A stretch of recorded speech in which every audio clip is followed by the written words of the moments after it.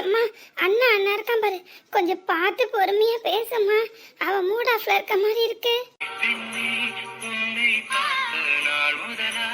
தூங்கவில்லை நான் இது போல இருந்ததில்லை நெஞ்சோடு கலந்தவளே, உயிரோடு உறைந்தவளே, எனக்காக பிறந்தவளே என் நண்பே. ஐயா ஐயா சிவனேசா, ஐயா ஐயோ, என் பேரண்டி இடிஞ்சு போய் உட்காந்து கிடக்கானே, என்னாச்சுன்னு தெரியலையே. பாவி மட்டும் என்னத்தை பண்ணி தொலைச்சாலும் தெரியலையே. ஐயா ஐயா சிவனேசா, ஐயா அப்பத்தான் வந்திருக்கேன் பாரியா. யாயா யாயா இப்படி இடிஞ்சு போய் உட்காந்து இருக்க? அப்பத்தா, ஐயோ கடவுளே, நான் என்ன செய்வேன் எது செய்வேன் ஒண்ணுமே புரிய மாட்டேங்க. என் பேரண்டி இப்படி என் கண்ணால அழுதுகிட்டு கிடக்கா, அவனை எப்படி சமாதானப்படுத்துவேன் ஒண்ணுமே புரிய மாட்டேங்க. அந்த கிறுக்கி அப்படி எனக்கு தான் பண்ணி தொலைச்சு வச்சுட்டு போனாலா தெரியலையே. ஐயா சொல்லியா, அந்த நாய் எங்கேயா போய் தொலைஞ்சது சொல்லியா? இப்பமே யாரு அப்பத்தா கேக்குற? அதான் யார் உன் பரத்தாலே ஒருத்தி உன்னை உரசிக்கிட்டே வந்து நின்னாலே, அவளதான். அவ எங்கேயா போய் தொலைஞ்சா தெரியல பத்தா. ஐயோ கடவுளே, நான் என்ன செய்வேன்னு தெரியலையே.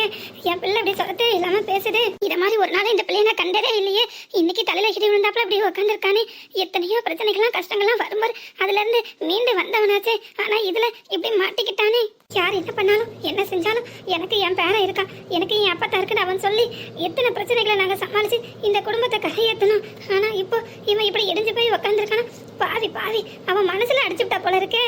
அத்தை அழாதீங்க அத்தை, நீங்களே இப்படி அழுதீங்கன்னா அவனை யாரதை தேர்த்தி எடுக்கிறது? எப்பவுமே உங்கள் பேச்சதான் அவன் கேட்பான். நீங்களே இப்படி இடிஞ்சு போய் உட்காந்தீங்கன்னா அவனை யாரை சமாதானப்படுத்துறது? ஆறுதல் வார்த்தை சொல்லி அவனை தேர்த்தி எடுக்கிறது? பாருடி பாருடி, பாவி மட்டும் என்ன பண்ணி வச்சிருக்கான்னு பாருடி. இதுக்குதாண்டி நீ ஆசைப்பட்ட? அத்தை, பெத்த பிள்ளை கஷ்டப்படுறேன் எந்த தாயாவது விரும்புவாளா? என்ன பார்த்து இப்படி ஒரு வார்த்தை பேச உங்களுக்கு எப்படி தன் மனசு வருது? பின்ன இல்லடி, அந்த நாய்கிட்ட என் பிள்ளை எங்க இருக்கானு நீ தாண்டி சொல்லி விட்ட. இப்படி தலையில பெரிய இடிய தூக்கி போடுவான்னு நான் என்ன கனவா கண்டேன்? எப்பவுமே மச்ச அந்த உரிமையில இவன்கிட்ட பேசி சிரிச்சு விளாடி இவனை சீண்டி பார்த்து வேடிக்கை பண்ணுவாள, அந்த மாதிரி தான் இவனை தேடுறா போல இருக்குன்னு நினைச்சு தோட்டத்துல இருக்கான்னு சொல்லி விட்டேன். இப்படி மொத்தமா அடியோட சாட்சி போடுவான்னு தெரிஞ்சிருந்தா நான் சத்தியமா இவன் இருக்கிற இடத்த சொல்லி விட்டுருக்க மாட்டேத்த. எனக்கு மட்டும் ஆசையா என்ன என் பிள்ளை அழுறத பார்க்கணுன்ட்டு. என்னதான் இவன் என்கிட்ட பேசாம என்னை ஒதுக்கி வச்சாலும் 1000 தான் இருந்தாலும் நான் கஷ்டப்பட்டு 10 மாசம் சுமந்து பெற்ற பிள்ளையாச்சத்த. இவனுக்கு ஒரு கஷ்டம்னா அதை பார்த்துக்கிட்டு நான் மட்டும் சும்மா இருப்பேன்னு எப்படி அதை நினைக்கிறீங்க? இவ பயத்துல அழ ஆரம்பிச்சிட்டா போல இருக்கே. இவ உடம்பு தாங்காதே. பார்த்தா நீ கவலைப்படுற மாதிரி எனக்கு எந்த பிரச்சனையும் இல்லை, பயப்பட வேண்டாம், யாரும் அழ வேண்டாம்னு சொல்லு. நான் நல்லா இருக்கேன் பார்த்தா, ரொம்ப ரொம்ப நல்லா இருக்கேன். என் மோரையை பார்த்தா கூட உனக்கு தெரிய மாட்டேங்க. நீ அழாத, நீ அழுகிறதால தான் எல்லாரும் அழுகுறாங்க.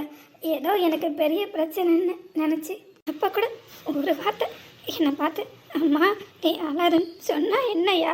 இப்போ கூட உனக்கு என்கிட்ட பேசணும்னு தோண மாட்டேங்குது. அதான் நான் அழுதா கவலைப்படுறேன். பாத்தியாடி உன் பிள்ளை என்ன பேசுறான்னு? இப்போ கூட இவனுக்கு எவ்வளோ பிரச்சனை இருந்தாலும் உன்னை பற்றி தாண்டி அவன் கவலைப்படுறான். ஏன்னா அழுதா உடம்பு தாங்காது, சீக்கு வந்துடணும். எப்படியோ ஒன்று ஜாடமாடையா வச்சோம் உன்னை பற்றி பேசுறோம்ல, இது போதாதான்? ஆனால் இப்படிப்பட்ட ஒரு பிள்ளைக்கு நாம என்னடி பண்ணி வச்சிருக்கோம்? நல்லது செய்கிறோம் நல்லது செய்கிறோம் நல்லது செய்யணும் மொத்தமாக இந்த பிள்ளைய படுகொலியில் தள்ளிட்டோம். அடி அத்தை அப்படி அப்படி சொல்லாதீங்க அத்தை, நான் உண்மையிலே இவனுக்கு நல்லது நினச்சி தான் பண்ணேன். நிச்சயமாக பாருங்க அத்தை, நம்ம பிள்ளை நல்லா இருப்பான் அத்தை, நம்ம கண்ணதில் நல்லா வாழ்ந்து காட்டுவான். அவன் எங்கே போனாலும் சரி நான் அவளை சும்மாவே விட மாட்டேன். தேவையில்லாமல் பிரச்சனைலாம் வேண்டாம் பார்த்தா, விட்டு தள்ள. அந்த கழுதை எப்பவுமே சடமடையாக பேசி என்னை கிண்டல் அடித்து என் மனசை நோக்கடிக்கும். அப்போ அவளோட அந்த வார்த்தையோட அர்த்தம் எனக்கு புரியல. சூசகமாக பேசி தொலைச்சிருக்கா கழுதை. இப்போ வெளிப்படையாக சொல்லும்போது தான் என் மனசு சுக்கு நூறா உடஞ்சி போச்சு பார்த்தா. என்னையா சொன்னா அந்த கிறுக்கி? சொல்லியா? வேண்டாம் பார்த்தா, தேவையில்லாம அதை பத்தி பேசி பிரச்சனைய ஏன் பெருசாக்கணும்? முடிஞ்சதாவே இருக்கட்டும். வேண்டாம் பார்த்தா, விட்டு தள்ளு. சாக்கடையை கிண்டுனோம்னா நம்ம மேலதான் சேர்த்து வாரி இறைக்கும். நாட்டம் தாங்க முடியாம நமக்கு தேவையில்லாத தலைவலி, மண்டை குடைச்சல், மனவலி எல்லாம் வரும். என்னத்துக்கு சவத்தை விட்டு தள்ளு. போயிட்டு போற கழுத பழிச்சு போட்டு விடு. நீ வேணா விட்டு தள்ள அப்பதா. தேவையில்லாத பிரச்சனை எதுக்குன்னு யோசிக்கலாம். ஆனால் அத்தை உன்னை அவகிட்ட விட்டு கொடுக்க மாட்டாங்க. இன்னும் என்னெல்லாம் பிரச்சனை வரப்போக்குதோ தெரியல. இந்த பிள்ளைக்கு ஒரு நல்லதை பண்ணி பார்க்க முடியல. அந்த பாக்கியத்தை ஆண்டவன் கொடுக்க மாட்டேங்கிறான் பாரு. எப்படியோ ஒரு வழியாக போராடி கல்யாணத்தை மட்டும் முடிச்சு வச்சிட்டோம். இன்னைக்கு இந்த பிள்ளைக்கு ஒரு நல்லது செய்யலனா அதுக்கு ஒரு விடிவு காலம் வராது போல இருக்க. தொடர்ந்து பிரச்சனைக்கு மேலே பிரச்சனையா வந்துக்கிட்டே இருக்கு. எப்படி சமாளிக்க போகிறோமோ, எப்படி இந்த பிள்ளைக்கு இன்னைக்கு நல்லது செஞ்சு வைக்க போகிறோமோ தெரியலையே. இன்னைக்கு மட்டும் இது நடந்துடுச்சுன்னா போதும். அதுக்கப்புறம் இவனை யாராலையும் அசைக்க முடியாதுன்னு பார்த்தா அதுக்கு விட மாட்டேங்கிறாளே அவ. என்ன வேண்டான்னு உதறி தள்ளிட்டு போன கிறுக்கிதான் இன்னும் விட்டு வைக்காம இந்த பிள்ளையை சுற்றி சுற்றி வந்து குடைச்சல் கொடுக்குறான்னா நம்ம உள்ளிட்டில் இருக்கிறவளே அதோட மோசமா இருக்காளே. என்ன செய்யணும் ஒன்றுமே புரிய மாட்டேங்குது. ஆண்டவா, நீ தான் எனக்கு பக்கபலமா இருக்கணும். நான் உன்னைய நம்பி தான் இருக்கேன். இத்தனை காலமும் கோயிலுக்குள்ள ஏறி இறங்கினதெல்லாம் என் பிள்ளைக்கு ஒரு விடிவு காலம் பிறக்காதான்னு தான். அது பாதி தான் நிறைவேறிருக்கு. மீறி நடக்கிறதுக்குள்ள இவளுக்கு 2 பேரும் சேர்ந்து முடிச்சு வச்சிருவாளுக்கு போல இருக்க. அடியே இங்க பாருடி, இந்த பிள்ளை முகத்தை பார்க்காமல. அத்தை ஐயா சிவனேசா, ஐயோ கடவுளே, இந்த பிள்ளை மோரையே இப்படி சுண்டி போய் கிடக்க எல்லாம் அந்த நாய் பார்த்து பார்வைதானே. சீ, இம்புட்டு கேடு கட்டவளா இருப்பான்னு நினைச்சு கூட பார்க்கலையா. அவ மட்டும் இப்ப என் கண்ணில் பட்டான் வையா, ஒரே படம் போட்டு வகந்து விடுவா. வகந்து சண்டாளி, நீ இருந்த நாள் காணும் போய் தொலைன்னு. நாய் என்ன வேலை பார்த்து வச்சிருக்க பாரு. என் பேராண்டி முகம் எம்புட்டு கலையாக சொல்லிக்கும். இன்னைக்கு காஞ்ச வத்தல வாடி வதங்கி போய் கிடக்க. இதை பார்க்கையில என் அடி வயிறு கலங்குதே. ராஜ கலையா இருப்பானே என் பேராண்டி, இப்ப காஞ்சி போன சுடுகட்டு கலங்கி போய் கிடக்க என் பிள்ளை பாவி மட்டை இனியோட செத்தடி. நீ அத்தை அத்தை பார்த்து அத்தை, வார்த்தை மேல கவனம் இருக்கட்டும் அத்தை. இதுக்கு மேலே இன்னும் என்னடி கவனம் வேண்டி கிடக்கு. அந்த எருமை என் பிள்ளைகிட்ட என்ன தழுது தொலைச்சாலும் தெரியல. சிங்க மாட்டோம் கம்பீரமான பார்வையோட தலை நிமிர்ந்து நடந்து வர என் பேராண்டி இன்னைக்கு தலைக்குப்புற கிடக்கானே. அதுக்கு யார் காரணம்? அந்த சிறுக்கியோட வேலை தாண்டி இது. வள சும்மா விட சொல்றியா? இதுல பாவ புண்ணியெல்லாம் பார்க்க கூடாதுடி.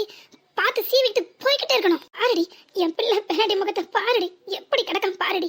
அவளை அவளை அவ அவ பார்த்த வேலைக்கு. அப்பத்தா எதுக்கு உனக்கு இவ்வளோ ஆவேசம், இவ்வளோ கோபம்? நான் சும்மா கிடந்தாலும் நீ சும்மா கிடக்க மாட்ட போல இருக்கே. எனக்கு நானே அதை கொஞ்சம் கொஞ்சமாக மறக்கணும்னு நினச்சிட்டு இருக்கேன். நீ ஏன் அப்பதான் அதை போட்டு கிண்டி பிறக்கிட்டு இருக்க? விட்டு தள்ளுன்னு சொன்னா கேட்க மாட்டியா? ஐயா, உன்னை ராஜாவாட்ட வளர்த்தேன் ஐயா. இந்த கையால தாண்டா அந்த பாவியும் வளர்த்தேன். அவ பண்ணிருக்க வேலைக்கு எப்படியா சும்மா இருக்க சொல்ற? மனசு கேட்க மாட்டேங்குது ஐயா, சுத்தமா மனசு கேட்க மாட்டேங்குது.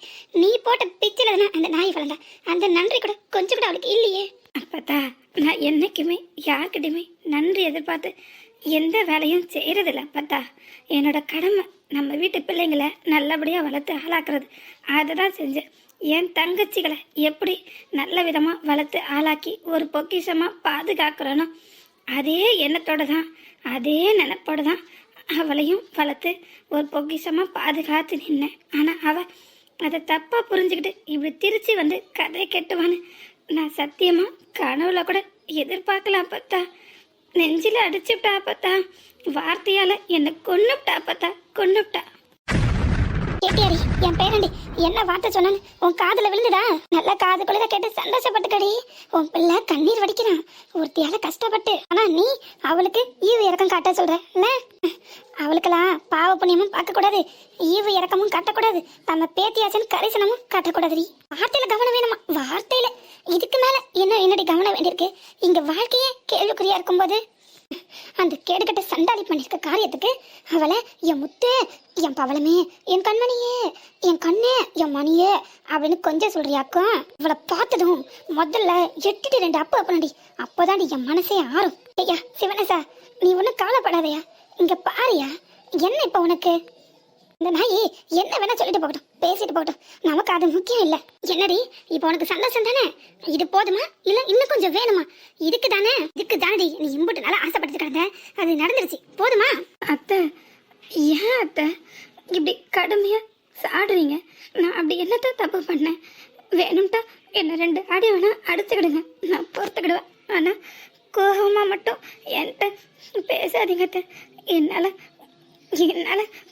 சத்தியமா தாங்கிக்கிட முடியாத அத்தை. நான் உங்களை நம்பி தானே இருக்கேன். நீங்க கோவப்பட்டீங்கன்னா எப்படி அத்தை? இந்த பாவி இப்படி என் தலையில மண்ணள்ளி போடுவான்னு நான் கனவா கண்டேன். என்னத்தை பண்றது? இன்னமும் கூட அவளை ஒரு வார்த்தை கூட கடுமையாக பேசணும்னு எனக்கு தோண மாட்டேங்குது தான். அதுக்கு தான் நீங்கள் என்கிட்ட கோவப்படுங்க எனக்கு ஒன்றும் புரியாமல் இல்லை. ஆனால் அவள் மேலே அம்பட்டு உசுராக நான் இருக்கேனே, பாசத்தை அம்பட்டு கொட்டி கொட்டி ஆசையாக பாசமாக வளர்த்தேனே, அந்த வளர்த்த பாசம்தாத்த இன்னமும் என்ன என் மகன்கிட்ட சேர விடாம எட்டி நிற்க வச்சிருக்கு. இதுக்கும் அந்த பாசம்தான் காரணம்.